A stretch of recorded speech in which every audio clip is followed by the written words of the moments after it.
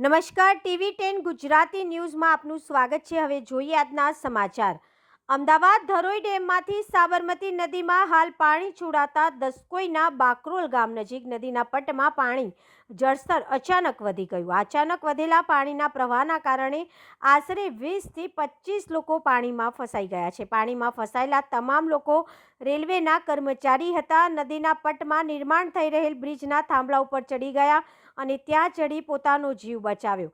હાલમાં fire બ્રિગેડની team ઘટના સ્થળે પહોંચી ગઈ છે અને ફસાયેલા લોકોનું રેસ્ક્યુ ઓપરેશન તાત્કાલિક શરૂ કરવામાં આવ્યું છે। હાલ 5 થી 7 જેટલા લોકોનું રેસ્ક્યુ કરી સલામત બહાર કાઢવામાં આવ્યા હતા અને અન્ય લોકોનું રેસ્ક્યુ ઓપરેશન શરૂ